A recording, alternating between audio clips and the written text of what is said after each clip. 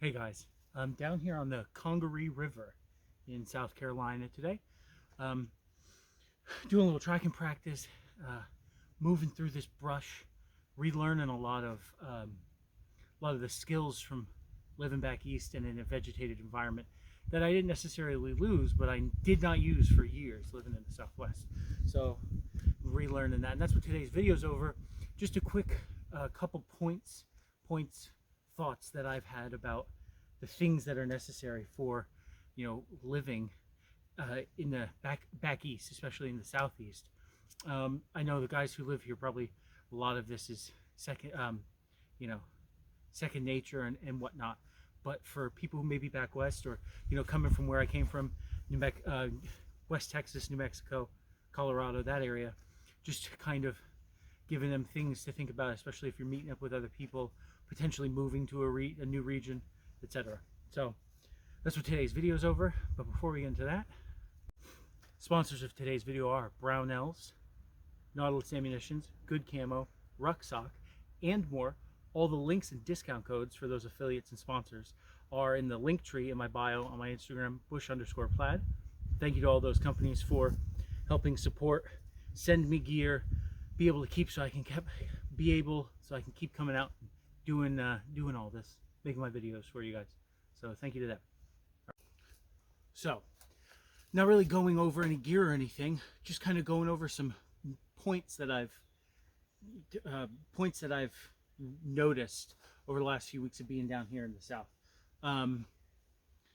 First one is how prevalent water is. People from here be like, well, no duh, all the rivers and tributaries and everything. But I went from a really wet place in the Pacific Northwest to New England, which is full of lakes and streams and stuff. A lot of it's seasonal, depending on the winter melt, the spring melt, and whatnot, into the lakes and down towards the sea, right? But here, just water's everywhere. Up where I've made a couple videos at the Catawba River, here at the Congaree River, it's a little slower moving in this area, a lot darker, really dark, compared to the Catawba, which is constantly flowing through a lot of residential areas. So the prevalence of water in this area, in Pacific Northwest, New England, Southwest, and now here in the Southeast, heading towards Appalachia in the next couple weeks. But the prevalence of water and the need for being able to purify it. You don't necessarily need vessels to be able to carry a lot. You need to be able to purify it. And so like in this rig, I have one square, 1 quart Nalgene bottles, wide mouth top.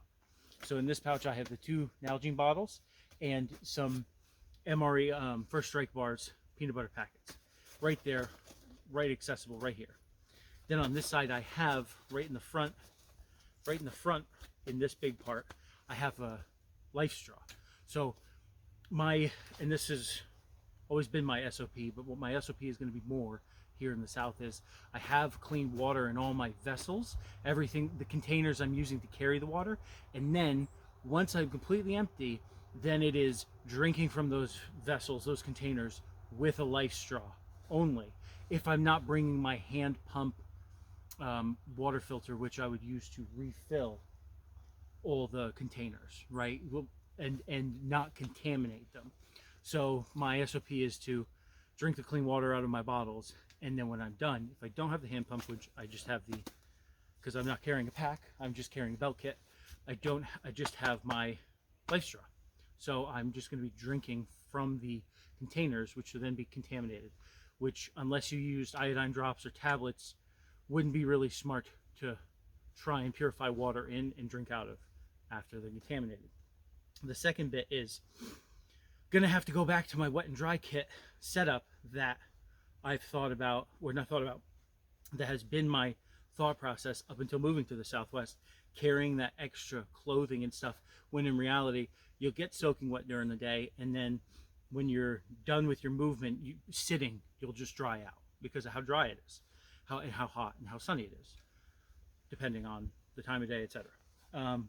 So wet and dry kit. So like if you're moving, so the kit I have, tiger stripe camis, I have my hiking boots, pair of socks, I have I have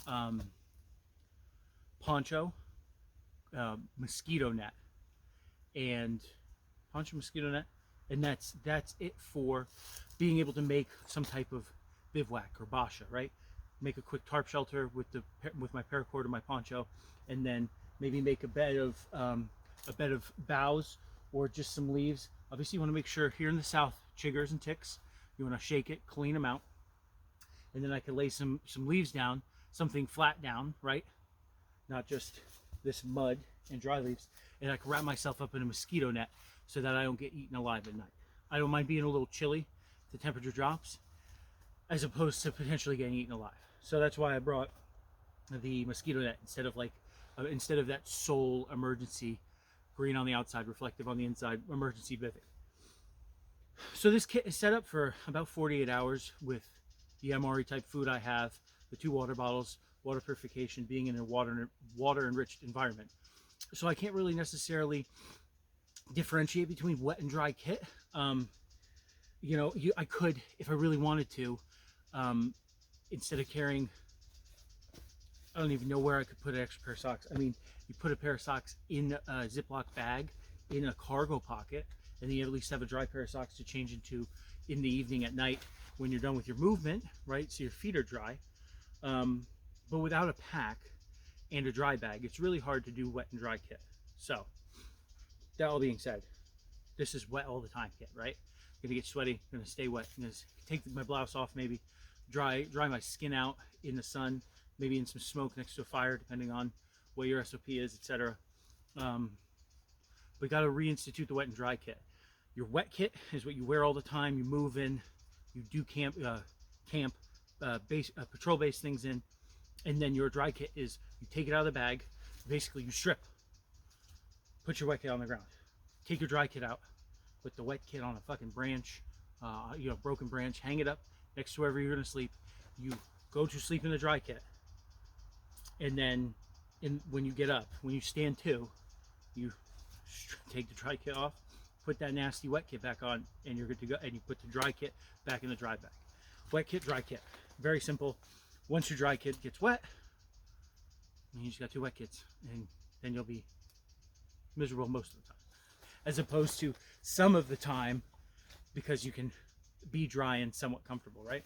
So wet kit, dry kit, water prevalence, and bugs. So being in the Southwest, you expect to obviously, there's no bugs, and you expect to see pokey things, yucca, different cactuses, etc.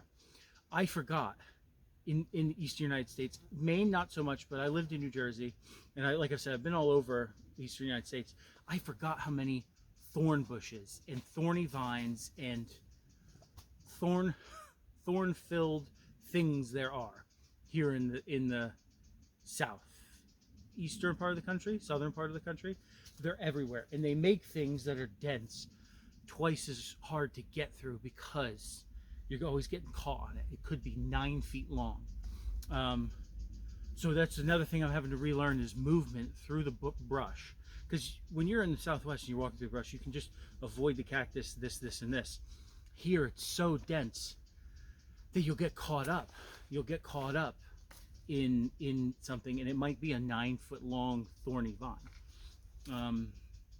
So I'm getting used to movement and dense cover again, which is something I haven't had to do for years.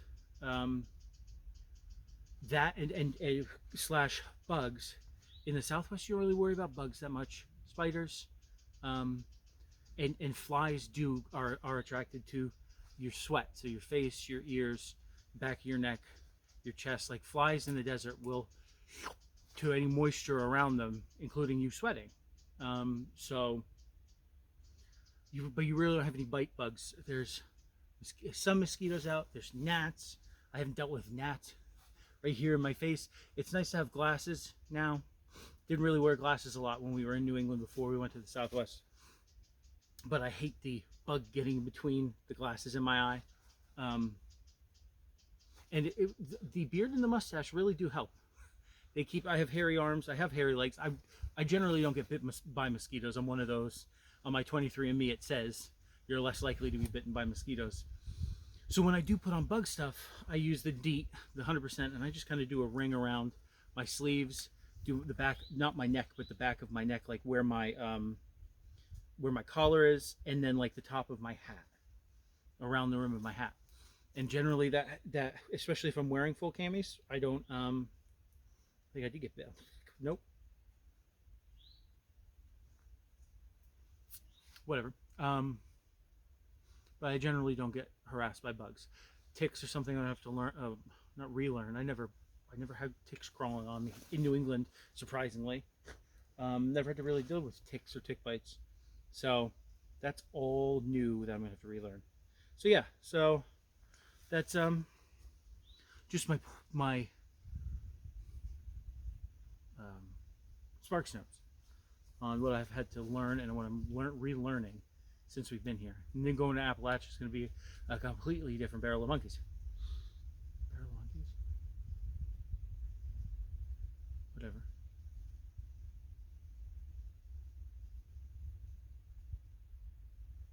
All right. I'm going to go hide in the bushes. All right. Thank you guys for watching.